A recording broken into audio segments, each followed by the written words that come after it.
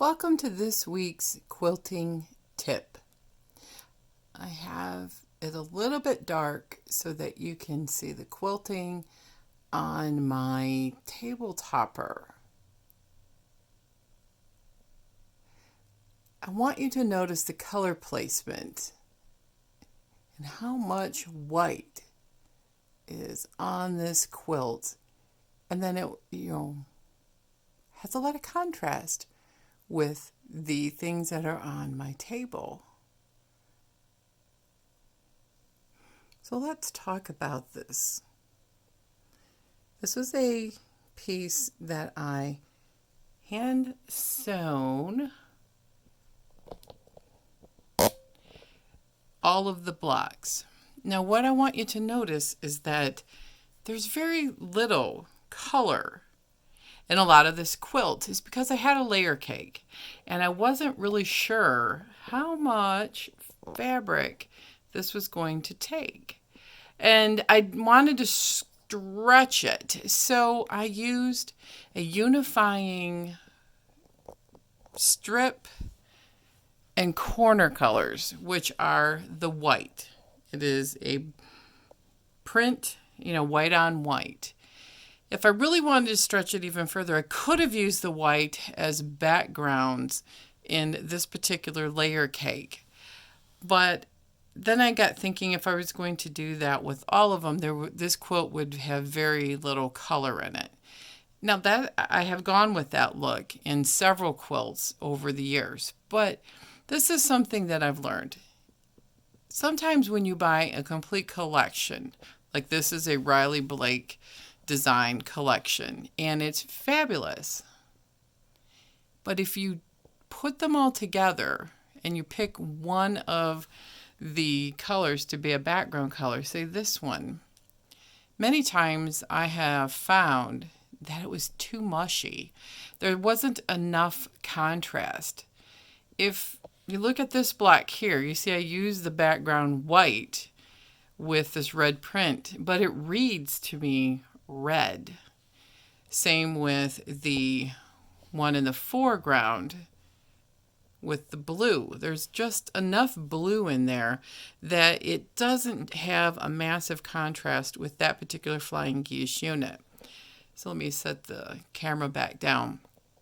When you're looking at this, I've learned over the years that you have to pick what you want for the background, and this makes these colors pop.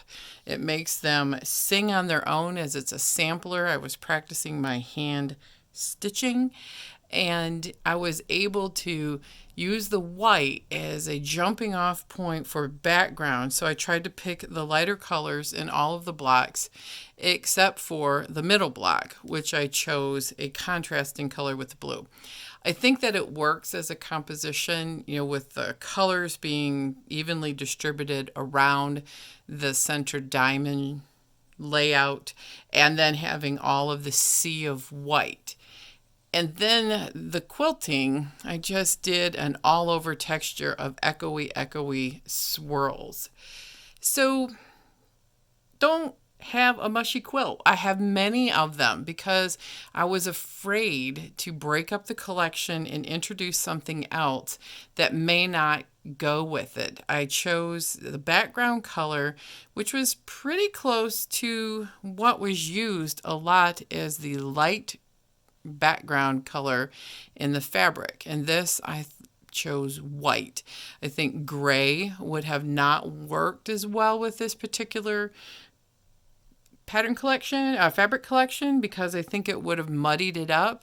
You could have reversed the background to making it a completely navy blue grunge type of background that would have darkened the quilt, give it more of a old world Amish look. But the fresh, bright colors, which I'm looking for to make this particular color palette sing, I thought was this white on white print. Overall, stretching your layer cakes is frugal because they're pretty expensive. You get to have them sing more without having all of the mushiness of using this particular fabric as a background, I think it would have been way too mushy because it was a print of the color palette.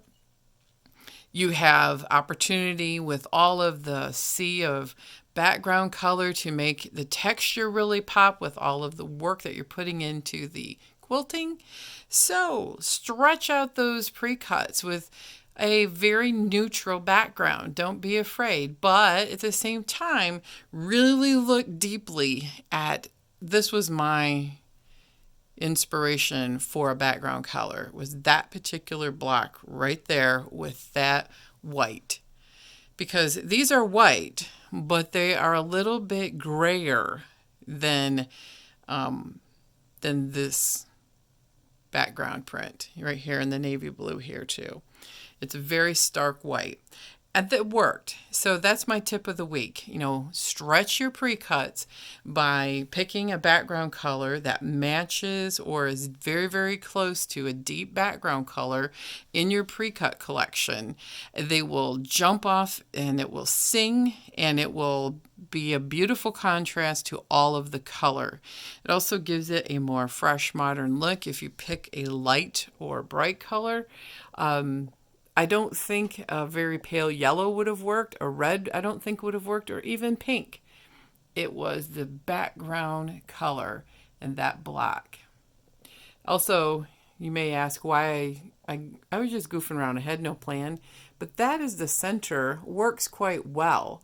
And it's a center table topper, so I can put my cake dish right, my cake plate right on the center, and it's just kind of like, ta-da, there's my centerpiece. So a quick look again at some of my favorite blocks. You'll notice that I love samplers. I don't do lots of same block over and over quilts because I get bored. But samplers are fun because you learn something new every time. So have a great day. Take my quilting tip of the week. I may try to do a series, and it may not be weekly, but my quilting tip, and be confident in picking your color for background using your pre-cut collection as inspiration and as a jumping off point. Everybody have a most wonderful week, and quilt on, everyone.